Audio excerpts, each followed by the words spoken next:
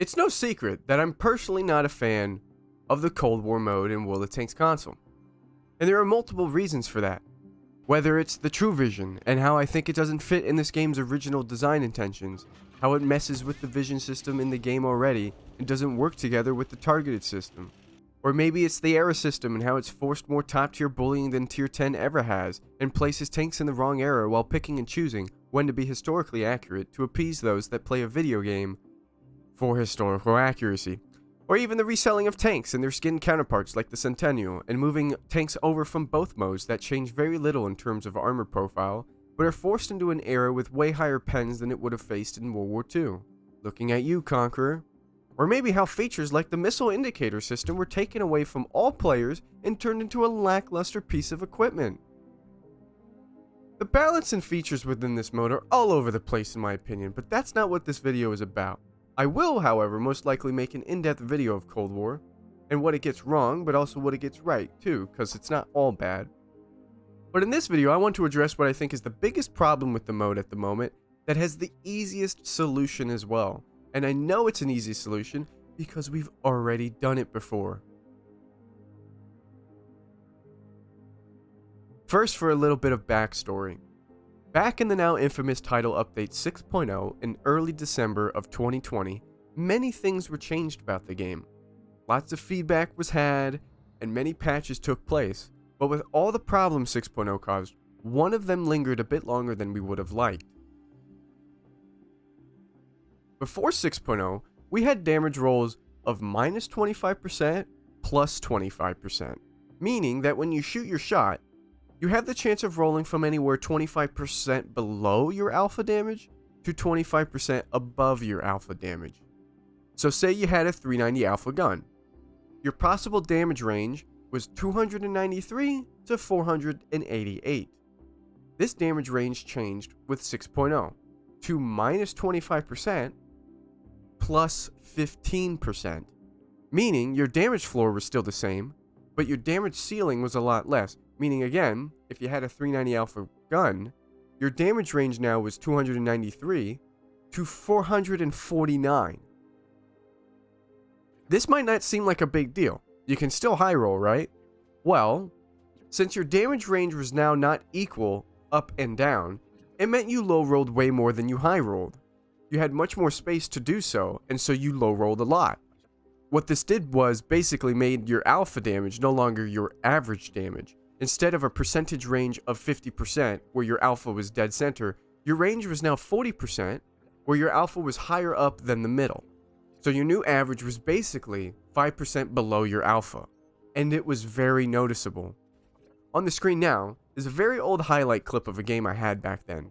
Excuse the 720p, Cone wasn't professional back then.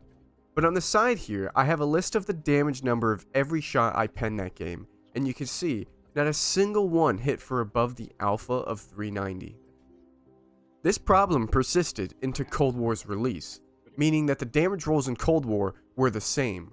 But eventually, sometime after the launch of Cold War, they announced that they would be changing the damage rolls from minus 25% plus 15% to plus minus 20%. It was still a 40% damage range, but equal on both sides, meaning we still didn't have the ceiling we once had, but now we can't hit for so low either, and our alpha was again our average damage. But this change was being made only in the World War II mode. Cold War would be keeping the bigger low damage bounds of minus 25% plus 15%. And damage roll manipulation doesn't end there with Cold War, because in December of 2021, players had noticed hitting for even less than usual against some tanks and players.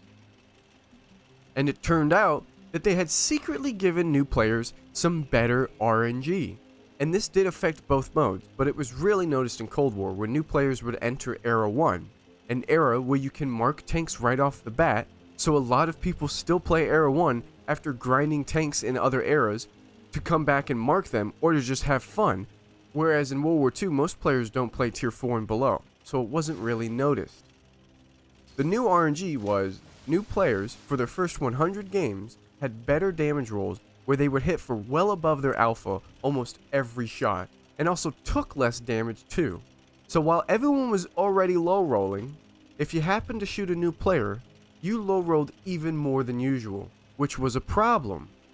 They changed these numbers after the fact, but didn't entirely get rid of it, and I still don't know what new players get to this day, but I do know that they still high roll for a lot. Unfortunately, Wargaming says that new player RNG has increased the new player retention rate, although around the time they implemented and said that, they had also implemented a referral program. So I wonder if the new player RNG is still holding new players like they said, or even the alternate case where new players might be surprised after 100 battles that their free T95 E3 that they get and we're doing 450 damage per shot with, all of a sudden starts hitting for 360 average damage instead, and then they decide to quit. Who knows, but what I do know is that I really do not like these damage roll changes. Between new player RNG and both modes having different values, it really makes it hard to teach new players what's what. In World War II, it's easy. Your alpha is your average damage per shot. In Cold War, it's the number used to calculate your damage, but isn't your average. In fact, it's a rarity to even hit that number, and that your real average is 5% below that. It's all unnecessary, and not even in the game for players to figure out.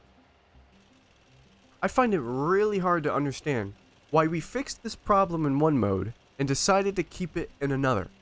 Not to mention how some tanks feel like their alphas have been increased seemingly to counteract this nonsense. For example, most Air 1 tanks that are brought over from World War II have the same alpha values. The 105s hit for 390 on the Centurion 5.1, the Patton, the Leo PTA or the 773 as it's called, and the 90 mils hit for 240 on the lower tanks and such. But then all of a sudden, you have the American heavies show up, and they have 120 millimeters that hit for 400 in World War II, but in Cold War, they hit for 450, which means on average they will hit for roughly 400. Was the alpha hike intended to make the average shot feel like what the alpha should be? Who knows? But with all that being said, I think it would be very obvious that this problem is quite easy to fix. And I also thought it would be very hard to find someone who wouldn't agree that this is a problem after all. Who would like low rolling, right?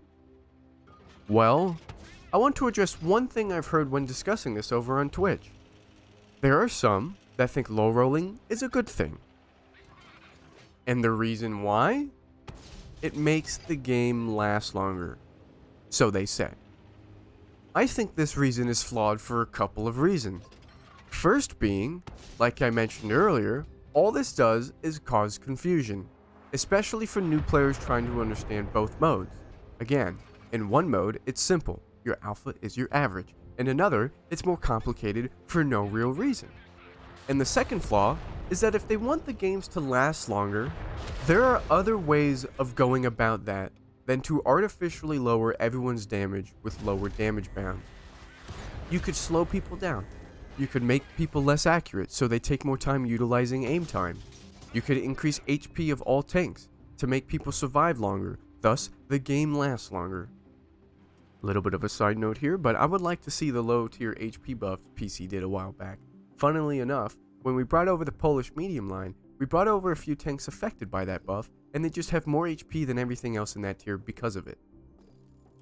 Anyway, point being, if the goal is to make games last longer, this is the wrong way to go about it.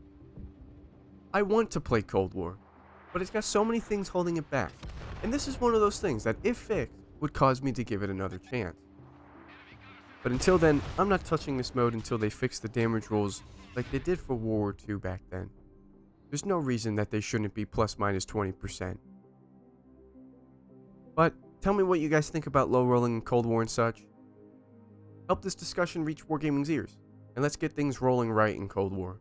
And with that, I'll see you guys in another one. Take care.